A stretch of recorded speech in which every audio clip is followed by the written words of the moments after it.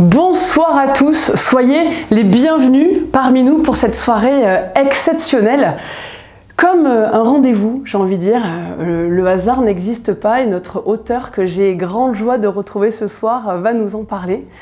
Si vous avez reçu cette invitation, si vous avez eu l'élan de nous suivre, d'être parmi nous ce soir et si vous êtes devant votre ordinateur à nous regarder, c'est peut-être un signe, très certainement. Bienvenue en tout cas, et c'est Olivier Madelrieux qui va nous expliquer ce qu'est la loi de l'attraction. Bonsoir Olivier. Bonsoir Mathilde. Je suis ravie de te retrouver, c'est un grand plaisir que tu viennes nous partager ce grand principe, cette loi d'attraction. Alors on entend plein de choses sur l'attraction, donc ce sera intéressant et passionnant ce soir que tu nous apportes ton éclairage, ta riche expérience.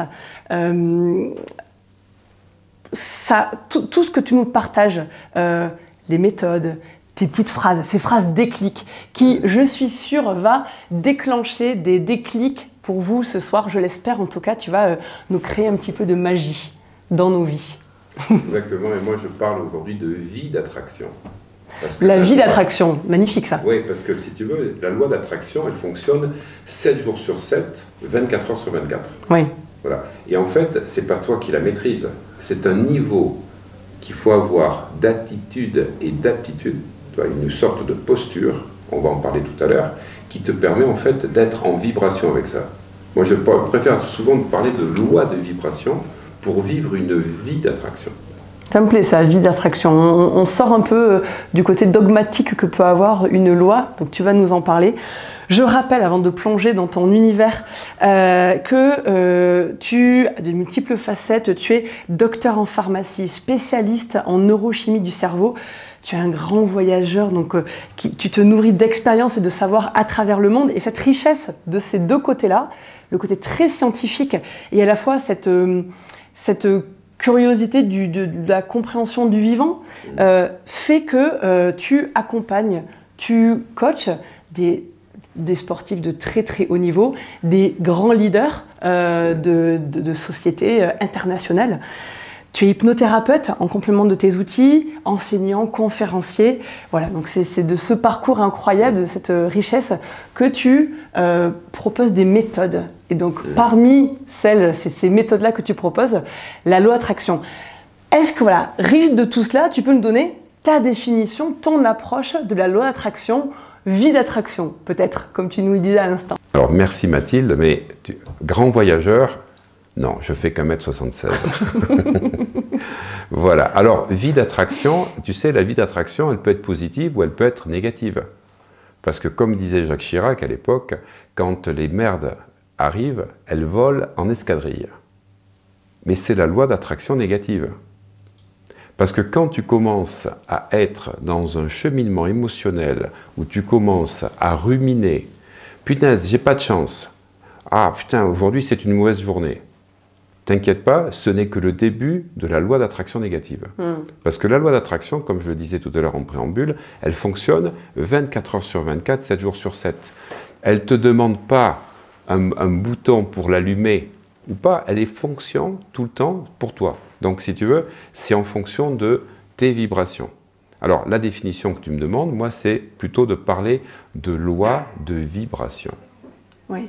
J'ai la chance d'avoir été nourri, comme tu dis, par plusieurs voyages initiatiques dans plusieurs traditions, et un texte fondateur qui m'a beaucoup aidé, c'est la table d'émeraude d'Hermès Trismégiste, qui est la base de l'ésotérisme occidental. Il a été écrit il y a 4000 ans avant Jésus-Christ, donc à l'époque égyptienne, et il y a eu ensuite donc, des tablettes qui s'appellent donc le Kybalion, où il y a 7 lois, et ces 7 lois, eh bien, elles font partie de la loi d'attraction. Et en 2005, donc Rhonda Byrne, qui va faire le film Le Secret, va interviewer une vingtaine de spécialistes de la loi d'attraction. On va retrouver Joe Vitale, on va retrouver Jack Canfield, on va retrouver également Wayne Dyer, on va retrouver Dee Martini, et ils vont tous donner leur façon, comment ils appréhendent la loi d'attraction et comment effectivement elle fonctionne. Et ça va être un immense succès planétaire parce que personne ne savait qu'on pouvait attirer les choses que l'on voulait.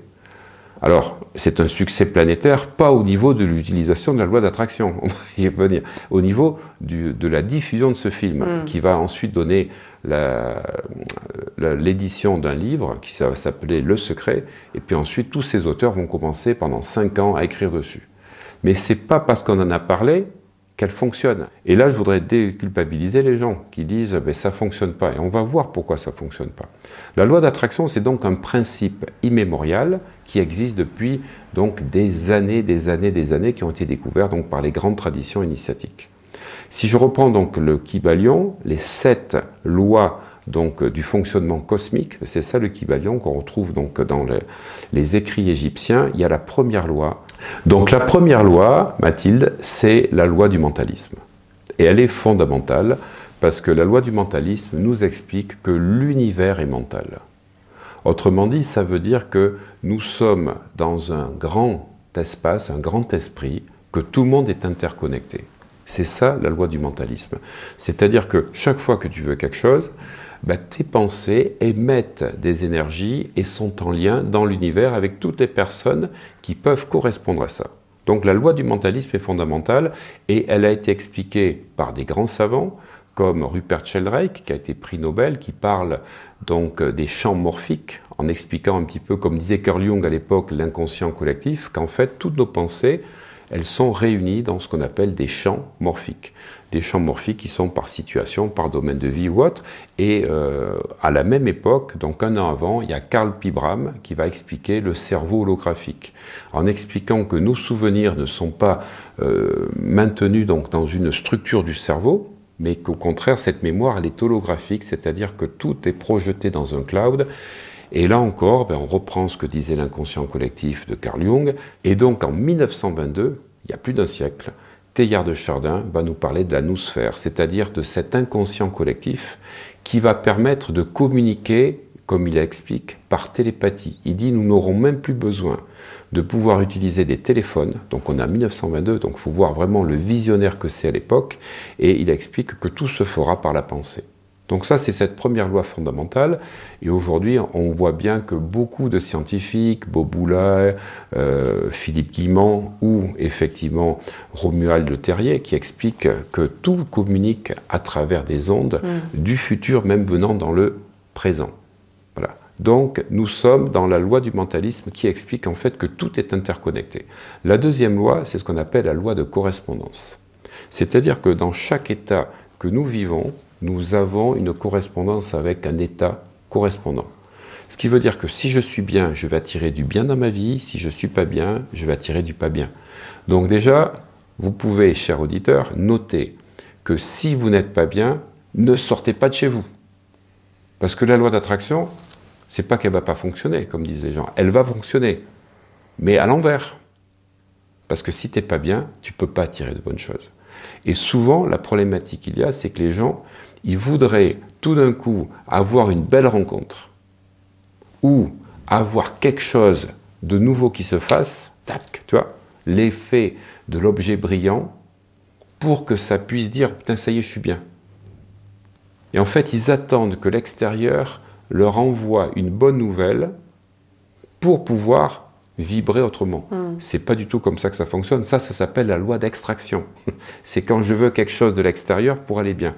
En fait, l'objectif, vous comprenez, on va le voir tout à l'heure. Oui, sur le comment. Sur le comment, c'est d'aller bien. Mais j'explique, si tu veux, ces fondamentaux bien sûr, qui ont été écrits il y a plus de 4000 ans, pour qu'on comprenne qu'avec notre intelligence d'aujourd'hui, il faut maintenant, si tu veux, comprendre ce qu'il y a derrière les mots.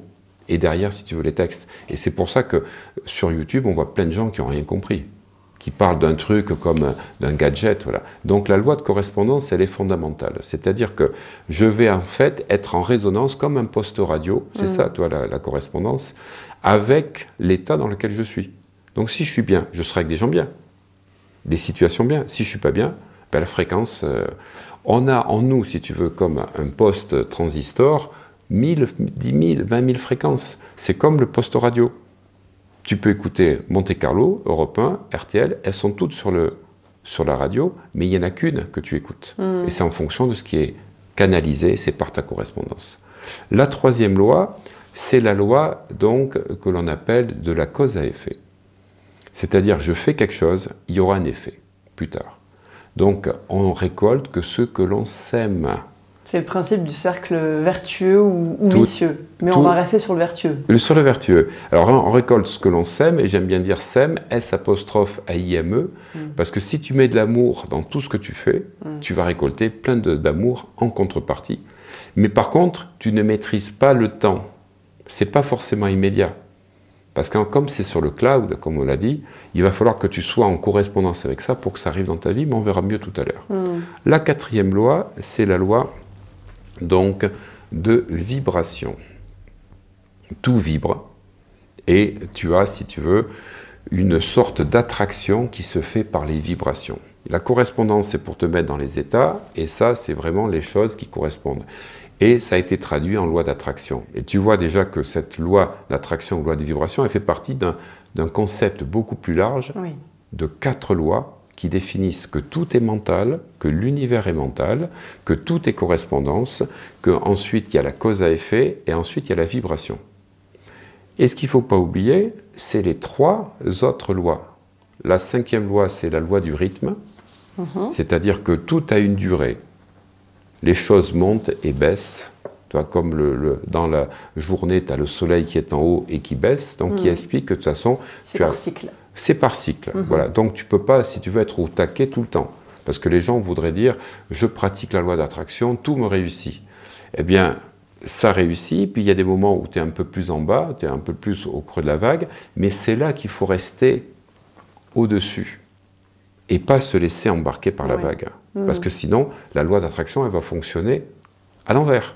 Tu comprends que tout est lié, et comme ça permet de déculpabiliser ceux pour qui ça ne marche pas. Donc il faut prendre conscience de ça. La 6e loi, c'est la loi du genre. C'est-à-dire que toute chose est à la fois un principe masculin et un principe féminin. On va retrouver le yin et le yang. C'est ça qui est important, c'est de comprendre qu'en fait, tout est à la fois... Il y a le jour et la nuit, mais il y a le jour parce qu'il y a la nuit. Il y a la beauté parce qu'il y a les choses qui sont laides. Donc c'est de comprendre qu'à chaque fois, il y a une sorte d'équilibrage à faire. Et la 7e loi, c'est ce qu'on appelle la loi de la polarité. Et la polarité, donc, c'est effectivement de chaque fois qu'on fait un excès, eh bien, ça va être rééquilibré. Donc c'est pour ça que des fois des personnes elles disent « Waouh, c'est génial, putain, en ce moment je vis plein de choses, etc. » J'ai envie de dire aux gens, attention, ça risque de ne pas durer si tu t'exaltes. C'est-à-dire que, en fait, quand tu vis des choses fortes, il faut que tu sois observateur. C'est super ce que je vis. Je suis observateur. Et si par contre, comme je le disais tout à l'heure, tu es dans la loi d'extraction, c'est pour ça que j'utilise ce mot, loi d'extraction, que tout d'un coup, tu prends l'extérieur pour te faire monter intérieurement, ben là, tu vas te faire embarquer par la loi de polarité. C'est-à-dire, tu vas faire des ups et des downs dans ta vie.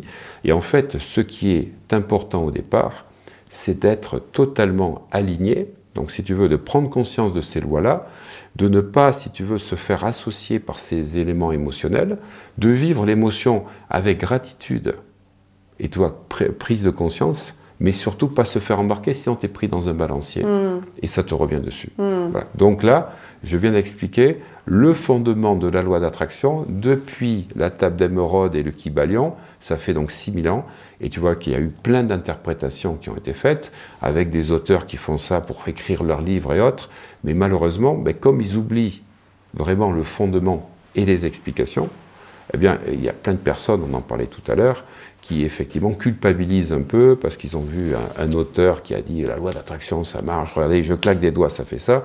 C'est pas comme ça que ça fonctionne. C'est pas comme ça. Oui, on va en reparler parce qu'effectivement, elle peut avoir un effet presque inverse, cette loi de l'attraction. Donc tu vas nous réexpliquer. Déjà là, on voit bien que la loi d'attraction, finalement, c'est une petite partie par rapport aux 7 lois que tu viens de nous énoncer. On voit bien voilà, qu'elle est plus largement développée. C'était important que tu nous reparles vraiment de l'importance, le côté absolument capital que ça vienne de l'extérieur pour ne pas subir la situation. Parce que si on attend trop de l'extérieur, voilà, ça ne marche pas. Ça se passe de l'intérieur. Concrètement, donc là, voilà, on voit un peu dans ton explication comment ça fonctionne, mais est-ce que tu pourrais voilà, nous redonner plus de clés pour vraiment que ça agisse, parce que tu nous parlais des gens qui vont pas bien, qui ne doivent pas sortir. Je pense aux personnes qui nous regardent et qui peut-être traversent une période un peu difficile. On peut pas leur dire restez confinés chez vous, ne voyez personne, ne parlez à personne. Tout à fait, tout à fait. Voilà, donc qu'est-ce que tu peux nous Quand je dis ça, ça veut dire que lorsque je sors de chez moi, je rentre dans un aquarium. Ouais. Je considère la vie. Si c'est le trait, je faisais exprès, mais je considère la vie comme un aquarium. C'est-à-dire, il y a des requins, il y a des piranhas, il y a des méduses. oui. Voilà. Et donc, je suis le petit poisson, c'est le petit poisson Néo qui arrive. Mais si j'arrive dans le grand bassin en étant à 3 de bien-être, je vais me faire croquer. Oui, oui. Elle est très bien ton image. Donc l'image, c'est à travers tout un tas d'exercices. Aujourd'hui, on a l'EFT, on a l'auto-hypnose, on a les états alpha, on a hacké notre cerveau. On a plein de techniques, si tu veux, qui nous permettent de monter notre niveau de bien-être. Parce que tu ne peux pas sortir de chez toi, ce n'est pas de rester confiné. C'est-à-dire qu'à partir du moment où tu n'es pas bien, n'espère pas en sortant que l'extérieur va faire sortir ton mal-être, va te changer. Non, c'est à toi de prendre conscience. Je ne suis pas bien, donc c'est le premier exercice que je proposerai aux gens. Sur une échelle de 0 à 10, je suis à combien ce matin? Oui. Si je suis à 5, eh ben, ce n'est pas acceptable. Il faut que je monte à 8. Là, je ne culpabilise pas les gens. Je dis simplement que je dois être bien. Mais pas être bien pour mon ego, pour montrer aux gens une apparence en disant « regardez, je suis quelqu'un de bien », etc. C'est juste être bien pour moi, parce que j'ai compris les 7 lois. C'est ça que je veux expliquer aux gens. Donc si je comprends que c'est mon état de bien-être qui va influer la loi d'attraction, eh bien ma responsabilité, parce qu'on ne peut pas, si tu veux, se dédouaner de la responsabilité, on ne peut pas dire que c'est l'extérieur qui va être responsable de mon bonheur et de mon bien-être, mais ma responsabilité, c'est de tout faire pour aller bien. Et j'ai le EFT, j'ai le MDR, j'ai plein de techniques et des choses que l'on va pouvoir utiliser pour faire monter mon bien-être. Je ne vais pas sortir de chez moi, mais ça c'est ma routine, avant d'être à 8 sur 10 de bien-être. À partir de là, ma vie elle change. La deuxième chose, effectivement, c'est que pour pouvoir imager la loi d'attraction, on peut imaginer un supermarché. Tu rentres dans un supermarché, c'est ça la loi d'attraction, c'est un supermarché dans lequel tu as tout à disposition, avec 2 vigiles. Tu as 2 vigiles qui vont tout garder. Sauf que tu ne peux pas y rentrer dans ce supermarché si tu n'as pas le code.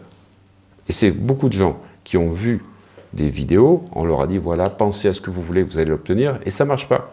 Et je vois plein de commentaires, la loi d'attraction ne marche pas, pourquoi, etc. Pourquoi elle ne marche pas? Parce que tu n'es pas rentré dans le supermarché. Pour rentrer dans le supermarché, tu as un code à 9 lettres. La première lettre, c'est le G. La deuxième, c'est le R. La troisième, c'est le A. La quatrième, c'est le T. La cinquième, c'est le I. La sixième, c'est encore le T, le U, le D, le E. En fait, si tu n'es pas dans la gratitude, tu ne pourras pas rentrer dans ce supermarché. Donc c'est ce que je disais tout à l'heure en préambule, cette posture qu'on doit avoir.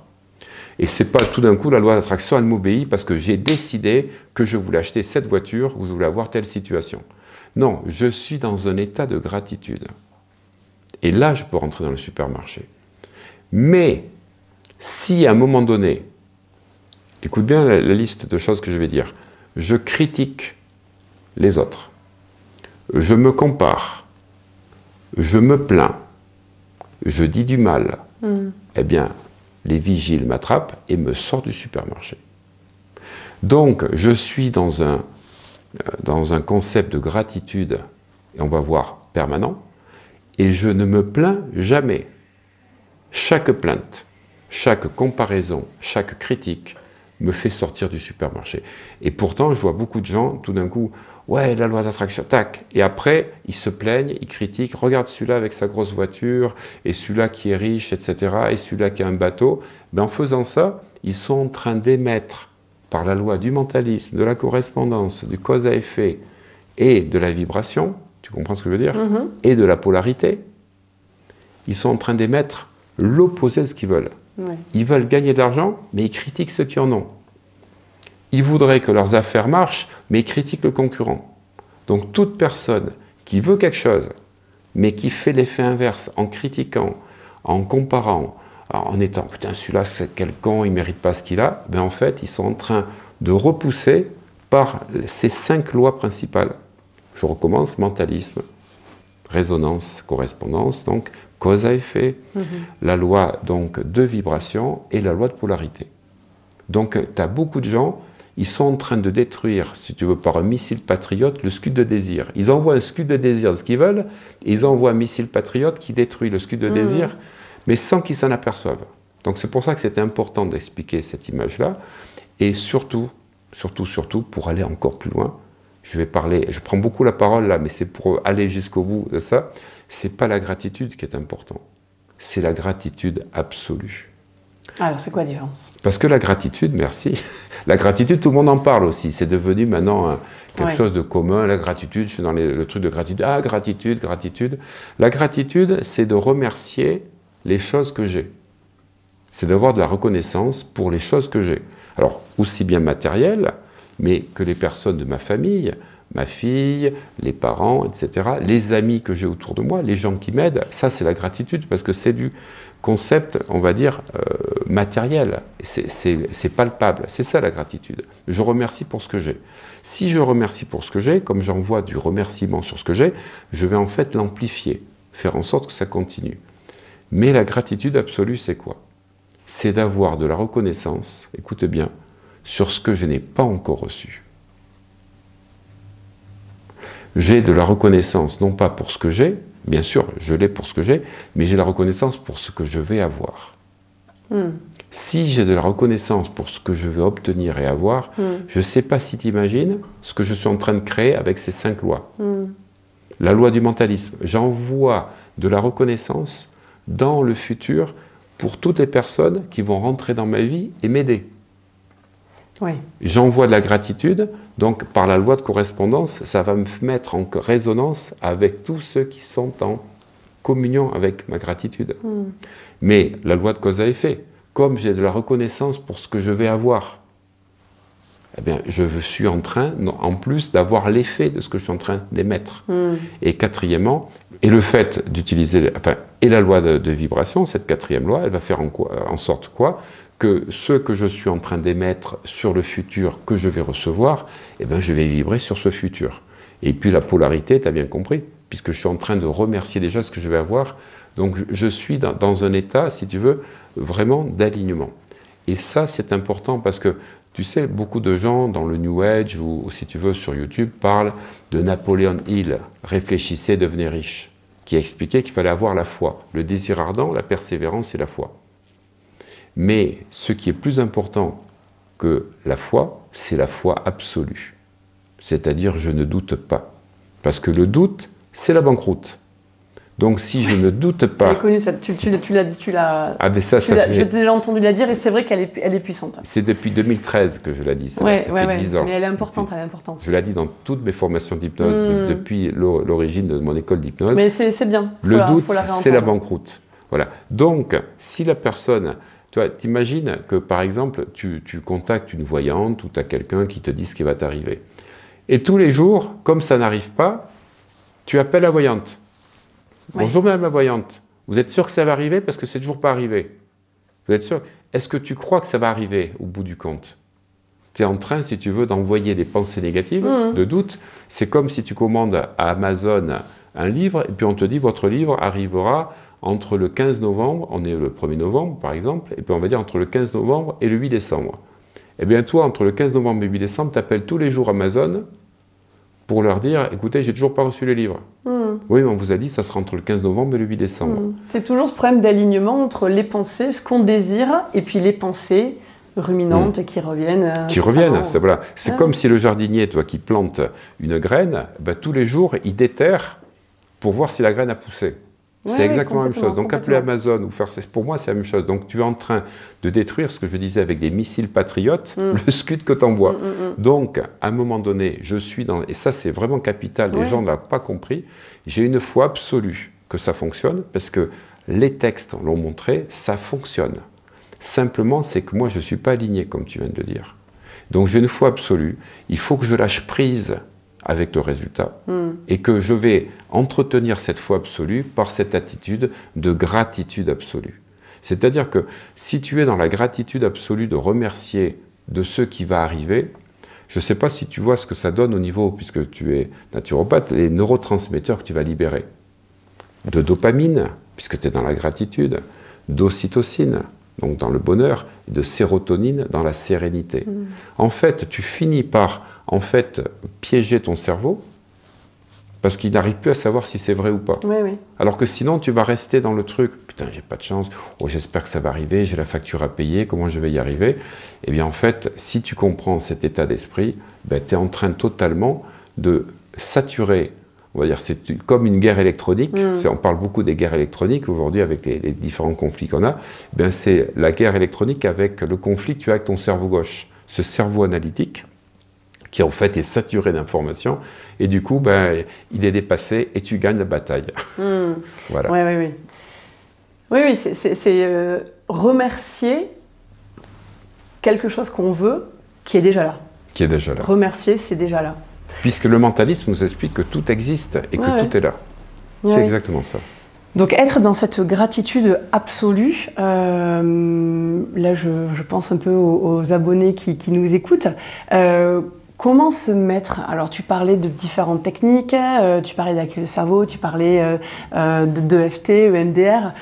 Pour les personnes qui sont peut-être un peu moins affinées avec ça, alignées avec ça, quel petit conseil, des petits tips que tu pourrais nous partager? Tu parlais d'ondes alpha au début de ce webinaire.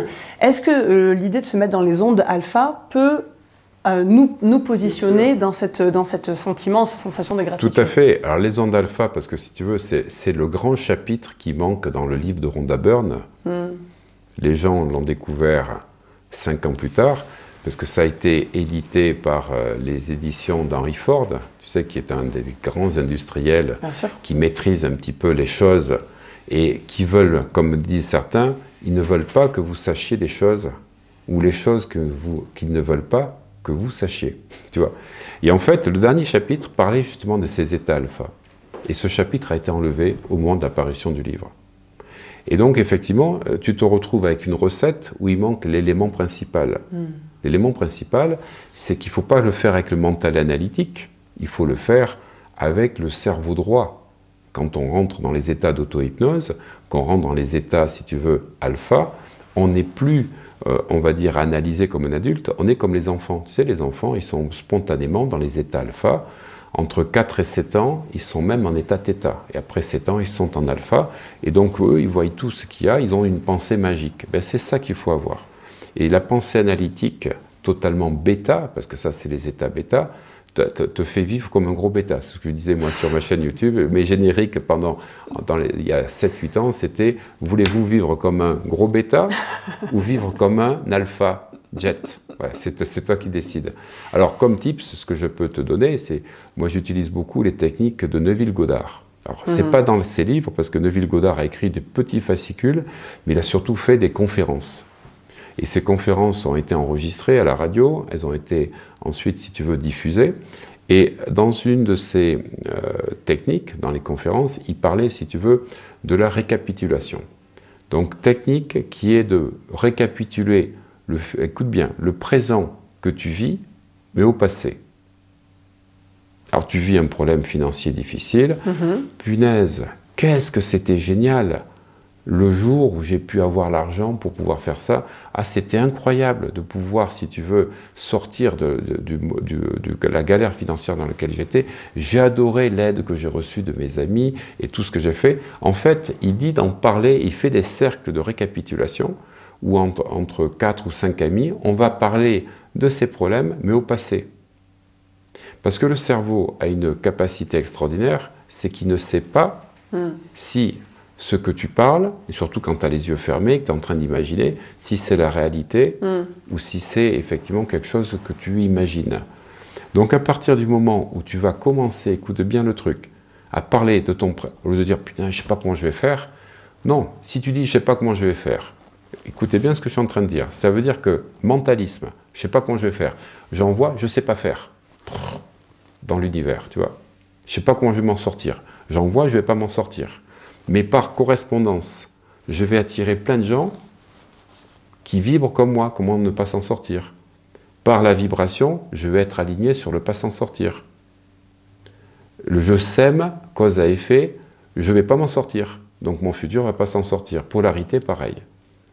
Donc en fait, waouh, punaise, mais c'est génial là, de pouvoir... Alors je vais me projeter dans le futur, tu vois, et de parler de mon présent au passé. Et bien là, écoute, je ne suis pas le premier à en parler. Enfin, moi, je te donne des techniques. C'est parce que tu me dis là. Tu as Philippe Guillemont qui parle de la rétrocausalité du temps, en disant que c'est le futur qui vient vers nous. Tu as Romuald Le Terrier qui parle de la rétrocausalité du temps. Tu as également Philippe Boboula qui nous parle de la rétrocausalité du temps. Et tu as un autre qui a été un de mes gros inspirateurs, c'est Jean-Pierre Garnier-Mallet. Dans les années 1995, il a écrit 5 livres. La loi du dédoublement du temps, le double quantique, comment ça fonctionne, utiliser les fenêtres temporelles. Et donc aujourd'hui, on a, et ça fera partie donc de choses que je vais expliquer, ésotériques un peu plus poussées, qui sont basées sur le fait qu'il y a eu la suite de la table d'émeraude. Et dans Esoterica, donc de Hermès Trismégiste, il explique que le futur vient à nous. Mais ça, je pense qu'on verra ça dans une autre étape. Et en fait, quand tu prends conscience de ça, ça veut dire que si tu parles de ton présent au passé, tu vois le principe? Bien sûr. Ça change tout, oui. Parce que tu te mets dans une autre perspective mentale, vibratoire, énergétique, cognitive, émotionnelle et comportementale. Ce qui nous pesait est résolu. Et résolu. C'est extrêmement puissant ce que tu viens de nous partager sur l'importance de cet état en onde alpha. En préparant le webinaire, tu me partageais l'histoire et l'expérience de Fabien Leroux qui a utilisé ta méthode au travers de son parcours. Est-ce que tu peux nous en parler? Parce que je voudrais vraiment que nos abonnés qui sont là ce soir voient dans le concret jusqu'où peuvent aller ces ondes alpha, cet état d'onde alpha. Oui, alors Fabien Leroux, c'est un excellent exemple parce que c'est un athlète de haut niveau. De haut niveau, bon, qui a fait du sport à très haut niveau puisqu'il traversait, enfin il faisait des courses, si tu veux, sur la Seine, donc de 50 ou 70 km, donc c'est un nageur accompli. Et puis il y a 5 ans, il lui arrive un extraordinaire AVC, il conduit, il fait une rupture d'anévrisme et il est amené à l'hôpital en urgence. Voilà, donc il va être malheureusement diagnostiqué comme quoi il y a un arrêt de travail de 6 mois. 6 mois. Bon, pour lui, c'est pas acceptable. Et le connaissant, il n'accepte pas. C'est-à-dire qu'il se met à pratiquer de l'apnée parce que c'est un apnéiste également. Donc du coup, il va déclencher les alarmes de tous les appareils parce qu'il veut se régénérer. Il a la moitié du corps, la partie droite, qui est bloquée. Donc il en garde les stigmates 5 ans plus tard, puisqu'il a toujours les doigts comme ça. Et en fait, les médecins, les infirmiers arrivent, parce qu'il dit, ça y est, il est en train de mourir. Non, c'est lui qui se bloque la respiration. Voilà. Et au bout de 4 jours, parce qu'il faut quand même comprendre qu'il va rester une semaine d'observation, au bout de 4 jours, il n'en peut plus. Il va courir dans la cour de l'hôpital. Alors les gens le cherchent partout, il est parti, où est-ce que, etc. Et en fait, non, il est en train de courir, il a fait 3 quarts d'heure de footing. Les gens disent, mais vous êtes un grand malade, vous êtes un grand fou. Donc ils lui font signer une décharge. Parce que s'il lui arrive quelque chose, s'il meurt, c'est lui qui a fait ça, parce qu'il a échappé au truc. Et dans son lit d'hôpital, parce qu'il va sortir le lendemain, il ne peut pas accepter ça. Parce que tout le monde lui a dit, vous allez rester bloqué, vous aurez des séquelles, etc. Donc ce que j'appelle la prédiction réalisante, tu vois. Si tu es en train d'accepter ce que te dit l'extérieur, tu vas exécuter par ton subconscient ce que tu enregistres. Eh bien, il décide, sur son lit d'hôpital, de traverser, dans 5 ans, il se dit, dans 5 ans, je traverse l'Atlantique, du Cap-Vert jusqu'à la Barbade. 50 jours de traversée, c'est-à-dire 12 heures de nage par jour fois 50. C'est incroyable. Ça fait 600 heures de nage. Alors, tu pars en plus au pire moment, parce qu'il y a des creux de 2 à 6 mètres. Des fois, ça peut même monter à 10 mètres. Donc, tu es obligé, parce que comme il a un radeau, parce qu'il faut qu'il dorme, hein, et tu ne peux pas dormir comme ça pour récupérer la nuit. Donc, il a un petit radeau, c'est un petit porteur, toi, qui fait 3,50 m de long sur 2 mètres de large. Eh bien, il met un casque la nuit, parce que si tout d'un coup, tu as une grosse vague, une déferlante, eh bien, il peut se fracturer le crâne contre la cloison, et là, tu meurs d'hémorragie cérébrale, parce qu'il part, j'ai oublié de le dire, sans assistance. Oui. Il n'y a personne pour l'assister. Il n'y a pas de bateau, il n'y a personne. Donc, tu es tout seul face au monde. Tu dois affronter un monde hostile, en plein période où tu as les plus grosses vagues. Tu as quand même des cachalots, tu as des requins qui se baladent et qui voient un bonhomme qui bouge comme ça. Même pas peur. Donc tu comprends que pour faire ça, ben, il faut qu'il puisse se visualiser à la fin du parcours. C'est-à-dire que quand il va nager, parce que grand moment de solitude, 12 heures par jour, alors pour varier les plaisirs, il fait 4 heures en bipalme, 4 heures en palme, 4 heures en bipalme. Voilà, parce que comme ça, ça change. Ça change tout. Ça change tout, ça change tout. Parce que tu comprends, nous, des mecs normaux, déjà 12 heures, moi je peux même pas imaginer ça, mais tu le refais 50 fois. Ah oui. Et tous les matins, tu recommences. Surtout que tu fais ça là, pendant la nuit, dans ton flotteur, qu'il n'a jamais fait ça, il n'a même pas fait la traversée de la Manche. Donc il faut pouvoir, en fait, se projeter au moment où il a déjà atteint l'arrivée. Donc en fait, dans son esprit, c'est génial d'avoir traversé l'Atlantique, ah putain, c'est fabuleux, j'en reviens pas. Et puis d'écouter tous les gens, alors comment c'était cette traversée de l'Atlantique? Il va récapituler en permanence. Donc ce qui fait que quand il va nager, il n'est même pas dans le moment présent, il est déjà dans le futur, réalisé. C'est ça le truc. Parce qu'en fait, les navigateurs, le gros problème qu'il y a, c'est qu'ils n'arrivent pas à dormir 6 heures d'affilée, ni même 4 heures. Ce sont que des séquences de 2 heures. On appelle ça un sommeil polyphasique. Donc ça veut dire qu'il faut qu'il soit capable, en 2 heures, de récupérer. Oui. Voilà. Alors, j'ai oublié de dire qu'il a une double sangle, parce que s'il y a une des sangles liée au radeau qui casse, c'est fini. La vie est finie. Non, mais donc on se rend compte que vraiment tout cela relève de l'extraordinaire. C'est ça. Par ce qu'il a réalisé et d'où il vient. Et c'est ce qu'il a marqué sur son site Ocean Earth. Il a marqué un homme ordinaire qui accomplit un exploit extraordinaire. Ah, voilà. Donc voilà, donc c'est ça son message, parce qu'il a créé une association, il m'a donné son t-shirt. En fait, c'est ça, c'est d'ailleurs que n'importe qui d'ordinaire peut faire des choses extraordinaires, il faut simplement pas de doute. C'est ça. Parce que le doute, c'est la banqueroute. Et il rigole. Quand je l'ai interviewé, il rigole. Il est là-dessus, tout le monde le prend pour un fou, les médecins aussi. Mais c'est là un des mantras importants, c'est de dire que rien d'extérieur ne peut changer ce que je programme sur mon écran intérieur. Il a programmé que dans 5 ans, il faisait ça, il ferait ça. Les gens disent qu'il est... Non, il a décidé, il le fait sans assistance et il va y arriver.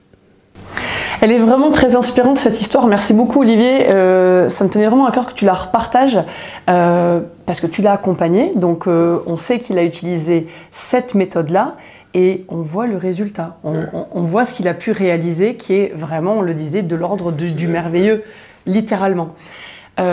Tu en as parlé tout au long de ce webinaire, je voudrais y revenir un petit peu dessus parce que on voit beaucoup autour de la loi de l'attraction ce principe de culpabilisation qu'il peut y avoir autour et tu en as parlé. Mais pour les abonnés qui nous regardent et je pense à eux et qui se disent bah moi j'essaie de faire les choses. Alors tu nous as parlé de petits soucis qu'il peut y avoir, mais de désalignement notamment, mais je fais les choses et qui ont ce sentiment de ne pas être assez, de dire bah je mérite pas parce que j'ai fait, mais je fais encore pas assez bien. Qu'est-ce que tu peux leur dire, peut-être les conseiller, en plus de ce que tu as déjà partagé, mais voilà, quelque chose à leur répondre sur « je ne suis pas assez » et qui peut, par conséquent, les mettre peut-être dans un état pire que dans celui qu'ils étaient auparavant. Alors, c'est de concevoir tout ceci comme un jeu. Le grand, on va dire, malin, le grand piège, c'est de fonctionner à partir de notre ego. De voir à chaque fois les épreuves, entre guillemets, parce que ce sont des épreuves par rapport à l'ego, mais si on garde sa nature spirituelle, ce sont juste des choses qui arrivent pour montrer si ou pas on progresse. C'est comme ça qu'il faut voir les choses. Donc s'il m'arrive quelque chose, eh bien imaginons que la taille de l'obstacle soit de 6, si moi je suis de niveau 3, c'est vraiment au-dessus de moi. Mais si je grandis à l'intérieur de moi, si je grandis à 8, alors je ne te dis pas si c'est 9 ou 10, mais c'est même pas un obstacle. C'est juste une haie que tu enjambes. Et en fait, c'est toujours pareil, c'est la notion de voir, si tu veux, à travers le filtre, soit de l'ego, soit de ta nature spirituelle. Et pour moi, ce qu'il faut dire à ces gens-là, c'est qu'effectivement, il faut que lorsqu'ils vivent des choses difficiles, ils comprennent qu'il y a la loi du rythme dont on a parlé tout à l'heure, parce que ça ne dure pas. Les bonnes choses ne durent pas non plus, mais les mauvaises choses ne durent pas non plus. Et que si effectivement ils comprennent que ça ne dure pas, qu'il y a la loi de polarité également qui va équilibrer, et puis la loi du genre, parce qu'on ne peut pas apprécier les choses si on ne touche pas à un moment donné le fond. Toi, comme le jour ne s'apprécie que parce qu'il y a la nuit, on est content de sortir des ténèbres et de voir le jour, on apprécie la beauté parce qu'on a connu la laideur, ben c'est la même chose. Tu sais, les gens qui mangent le soir 3 foie gras, 2 coupes de champagne, 4 verres de vin, il ne faut pas s'imaginer que le lendemain ils vont être en forme. Ils vont avoir le coup de bambou, comme on dit. Ben la vie, c'est comme ça. C'est-à-dire qu'à chaque fois, tu as un équilibrage. Donc dans un sens ou dans l'autre. Donc si vous culpabilisez effectivement par rapport au moment où vous dites ben, la loi d'attraction ne fonctionne pas, non, pour l'instant elle n'a pas encore fonctionné comme il faut, parce que vous étiez effectivement dans la version, donc, comme je disais, du rythme. Et ça va tourner à votre avantage, parce que il y a quand même une formule qui est importante à dire lorsqu'on est dans ces cas-là, parce que j'ai vécu une période difficile dans ma vie. Mon divorce a duré 8 ans et demi, j'avais fait un dépôt de bilan. Pendant 3-4 ans, ça a été très compliqué. J'avais créé 2 sociétés qui ne décollaient pas, j'en ai créé une 3e, une 4e, je continuais. Mon frère me faisait à chaque fois les bilans, parce qu'il était expert comptable, il me disait « Tu crois que ça va marcher ?» Je dis « Mais j'ai aucun doute, ça va marcher. » Mais par rapport à ce que tu as prévu là, j'ai dit, mais ça c'est le minimum. Et en fait, ça s'est avéré exactement ce que je croyais, et ce que je pensais, et ce que je vibrais.